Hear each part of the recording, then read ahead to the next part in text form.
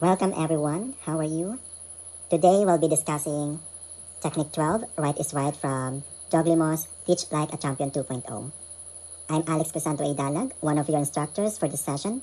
I hope you're all ready to dive into some exciting learning today. So this technique is all about ensuring that our students understand that the correct answer is the only acceptable answer.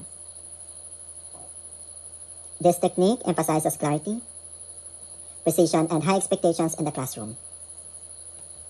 By the end of this presentation, you will identify what is right technique, determine strategies to implement this technique effectively in your classroom, recognize the importance of clarity and precision in student responses. Before we start the lesson proper, may I know the difference between the word perfect and right? I will give you 5 seconds to think about your answers. Your timer starts now.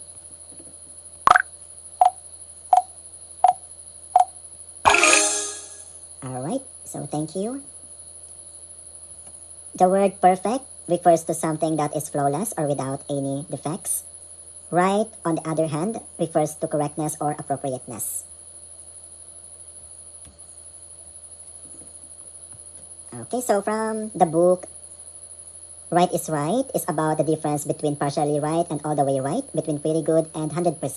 It focuses on high expectations and accuracy, emphasizes that answers must be correct and complete with precision in the student responses. Students strive for accuracy and engage deeper. Mistakes become learning opportunities. So, how are we going to execute and conduct this technique? Of course, we are given 3 different strategies. First is holding out for all the way right, back pocket phrases, and beyond holding out. So for the first strategy, it's like you are waiting for the student to fully articulate their answer before you acknowledge their responses. So rather than you accept the partial answer, you guide them to the complete accuracy of their answers. You wait them or you will guide them to refine the responses by asking probing questions. So you ask follow-up questions that the student require to elaborate on their answers.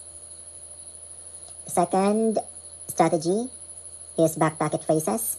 So these are the pre-prepared phrases that you can use to encourage students to think critically or to prompt them to elaborate on their answers.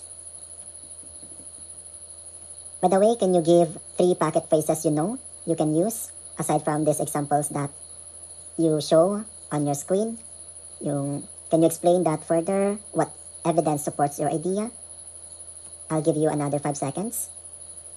Your timer starts now.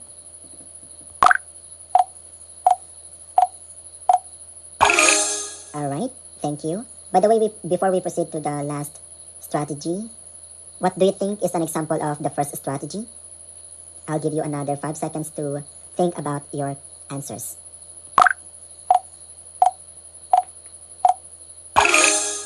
Alright, so later on I'll show you the different answers for these 2 questions.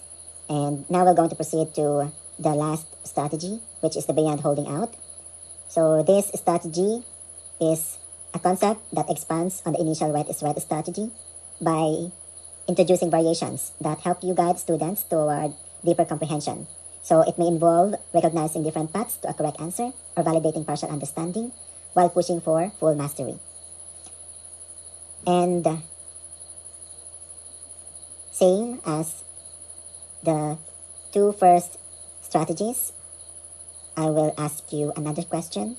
What scenario we can use the 3rd strategy, beyond holding out? What do you think? So I will give you another 5 seconds to think about your answers.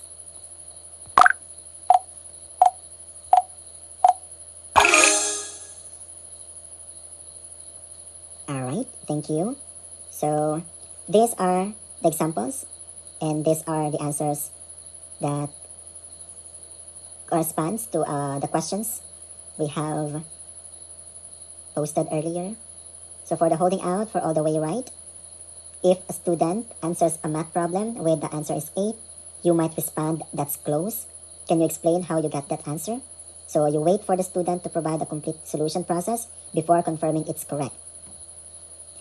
And for the second strategy, these are the three examples or phrases that you can use. First is, can you clarify that for me? What would happen if you change this variable? And can you give an example to support your point? However, for beyond holding out, when discussing a literary theme, if a student says the theme is friendship, the teacher might respond, that's a good start. Can you identify specific examples from the text that show how friendship is portrayed? This approach acknowledges the partial correctness while guiding the student to a fuller understanding with textual evidence. What if you do not know the answer? How are you going to survive that? What do you think? Since we are given three strategies here, what do you think are the different techniques you may use when you don't know the answer? I'll give you 5 seconds to think about this question and to compose your answers before we proceed to the next topic.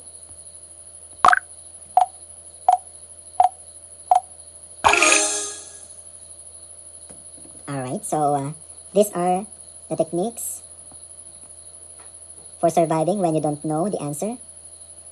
First is the kitchen sink, which is you just start talking everything about the topic until the right answer will come out. And this means throwing in too many arguments or details which you can confuse the audience and distract them from the main point. And the second is bait and switch. So this is called as media strategy. The trick is to answer the question you wish you'd been asked instead of the one you were asked. So this involves luring the audience with an attractive idea, then unexpectedly switching to a different, less appealing point. Third is heartfelt topic. So this is very common to elderly teachers, right? So I believe you have the same experience as mine, wherein one of our teachers or professors are starting to talk about their lives, their experiences. So as per the definition, this refers to using emotional subjects that resonate with the audience, aiming to connect with them on a personal level. So they use stories, emotions, and heartfelt stories to get your attention. And last technique you can use to survive is the vague vagaries. So these are the use of unclear or ambiguous language that can mean different things, making it hard for the audience to understand the speaker's true position. So it includes the use of high technically terms or words and also the highfalutin words. So it defines from the book as abstraction is a blank canvas. It's like an abstract. If you may think an abstract, imagine an abstract or an art called as abstract. That's like how it is. That's how it is vagaries being defined. Alright, so that's it. By the way, can you share an example of how you've used probing questions to deepen understanding?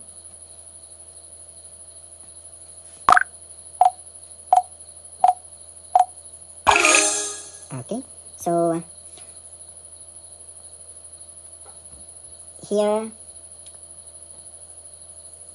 is the strategy you can use. You may read this on your own.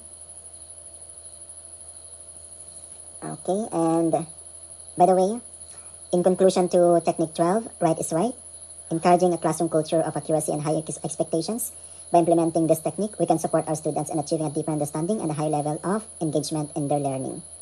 So, the importance of high expectations is that it helps in maintaining high expectations to lead to better student performance. So when students know that only the right answer is acceptable, they are more likely to engage deeply with the material and strive for excellence. So napapansin nyo yung mga student, di ba, nagiging mas competitive, mas ginagalingan pa nila. They will set expectations for themselves to achieve the goal of providing the correct answer and to strive for excellence. And that's it for the Technique 12. That's for our lesson today. And thank you for listening. I hope you've learned something from me. Alright, goodbye for now.